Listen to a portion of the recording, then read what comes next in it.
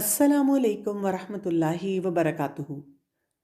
नहमदुहु व नुसल्ली अला रसूलिहिल करीम अम्मा बाद फ़अऊज़ु बिल्लाहि मिनश शैतानिर रजीम बिस्मिल्लाहिर रहमानिर रहीम। अल्लाह के प्यारे नाम। ليس كمثله شيء وهو السميع البصير.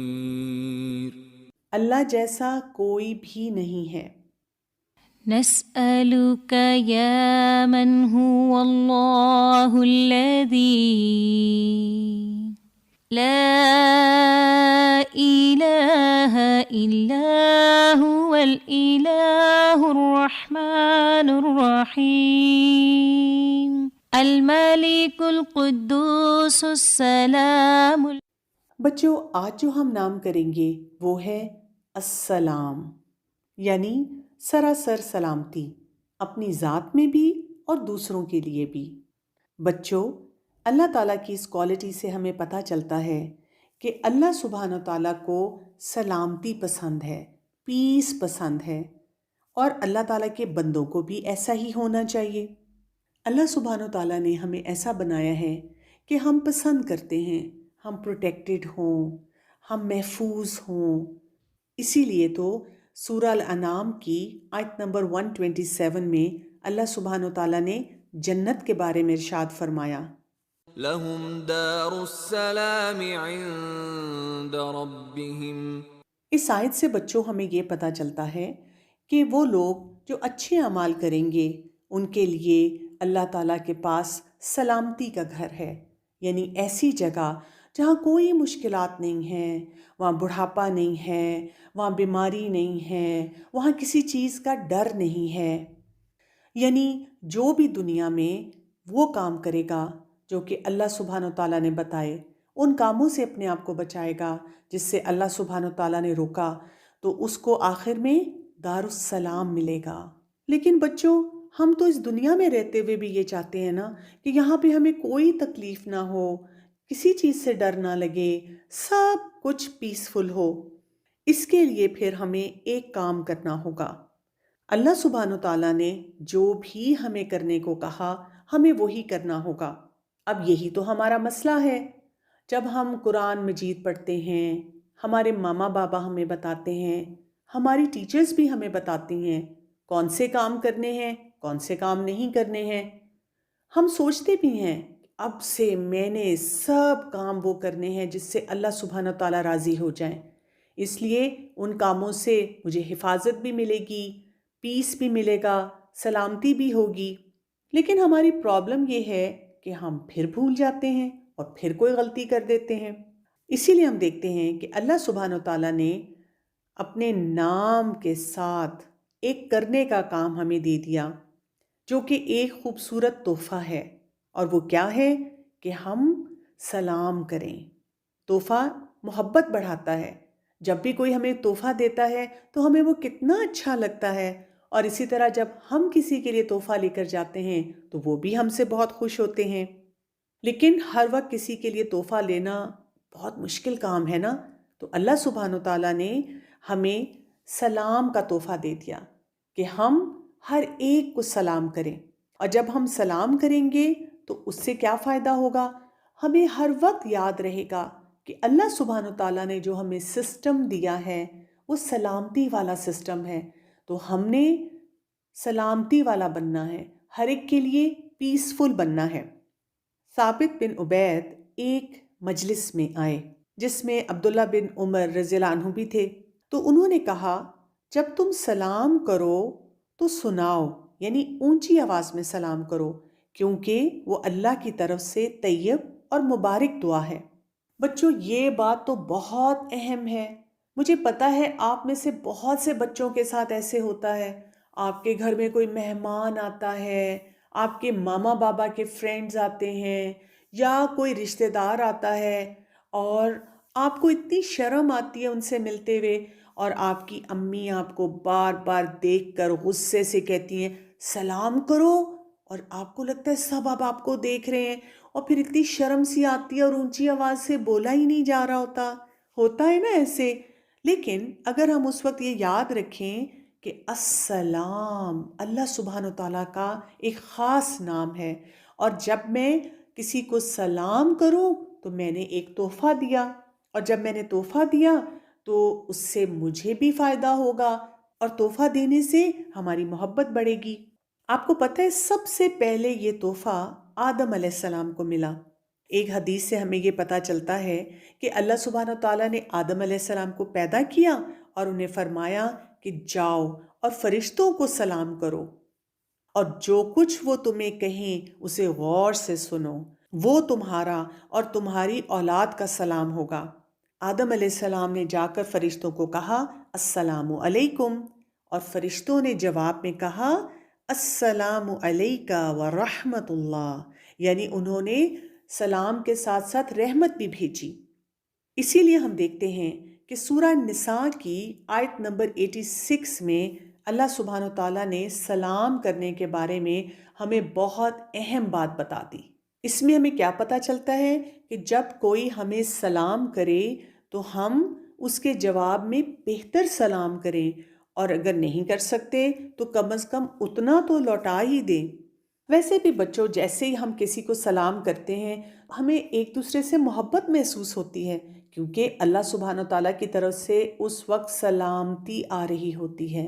تو اگر آپ کو لگے کہ کوئی آپ سے ناراض ہے، گھر میں بہن بھائی، امی ابو، نانی نانا، دادا دادی، کوئی بھی رشتہ دار، ایون فرینڈز، تو آپ بس کیا کریں، ان کو سلام کر دیا کریں، اور سلام کرنے سے آپ دیکھیں گے کہ جو ان کی ناراضگی ہے وہ بہت جلدی دور ہو جائے گی۔ رسول اللہ صلی اللہ علیہ وآلہ وسلم تو جب نماز پڑھتے تھے اور نماز پڑھنے کے بعد بھی دعا مانگا کرتے تھے، اللہم انت السلام ومنک السلام تبارکت یا ذو الجلال والاکرام۔ کتنی خوبصورت دعا ہے جس میں اپنے آپ کو ہم یاد دلاتے ہیں کہ اے اللہ تو السلام ہے اور تجھی سے سلامتی ہے، اور پھر ہم اللہ تعالیٰ کی بڑائی کی بات کرتے ہیں۔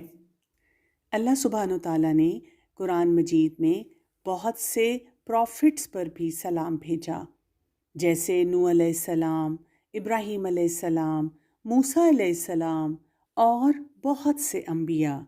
آپ کو پتہ ہے کہ ایک اور وقت جب ہمیں پیس چاہیے ہوتا ہے، سلامتی چاہیے ہوتی ہے، وہ تب ہے جب ہم بہت پریشان ہوں، ہمیں کسی سے ڈر لگ رہا ہو، تو ایسے وقت میں بھی اللہ سبحانہ تعالیٰ کا یہ نام پڑھنا چاہیے، السلام۔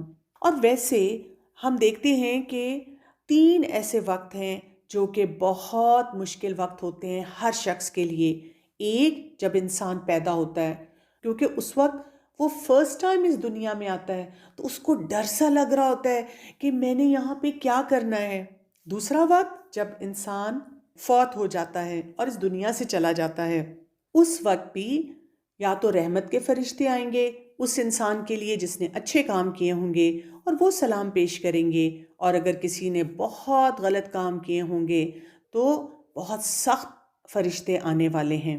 اسی طرح ایک اور بہت خوف کا وقت وہ ہوگا جب انسان کو قبر سے اٹھایا جائے گا، لیکن جس نے اللہ تعالیٰ کو السلام مانا ہوگا اور سلامتی کے ساتھ اس دنیا میں رہا ہوگا تو وہ اس وقت بھی بہت پیسفل ہوگا۔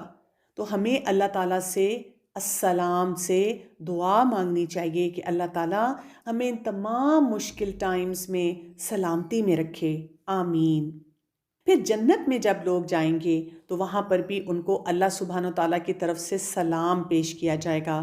سورہ یاسین کی آیت نمبر 58 میں اللہ سبحانہ تعالیٰ نے اس کے بارے میں ہمیں بتایا، سلام قولا من رب الرحیم۔ اور جنت کے لوگوں کو فرشتے بھی سلام پیش کریں گے اور ان کو بتائیں گے کہ وہ کامیاب ہو گئے، اور پھر ہر طرف سے لوگ ایک دوسرے کو سلام کہہ رہے ہوں گے اور سلامتی کی پکار ہوگی، یعنی وہاں پر کوئی کسی کو تنگ نہیں کرے گا، کوئی کسی کو گالی نہیں دے گا، کوئی کسی کو مشکل میں نہیں ڈالے گا، کسی قسم کا ڈر نہیں ہوگا۔ ویسے بھی بچوں اگر ہم سوچیں تو اللہ کا ہر حکم ماننے میں ہی ہمارے لیے سلامتی ہے۔ اللہ سبحانہ تعالیٰ نے جن کاموں کو سختی سے اور پابندی سے کرنے کے لیے کہا ہے، مشکل تو بہت لگتا ہے لیکن ذرا آپ سمجھے نا، ان کاموں کو کرنے سے کیا ہوتا ہے، سب لوگوں کے لیے امن، چین اور سکون آ جاتا ہے۔ جیسے جو چوری کرتا ہے اس کو تو بہت مزہ آتا ہے، کوئی محنت بھی نہیں کرنی پڑی اور اس نے کسی کی چیز اٹھا لی۔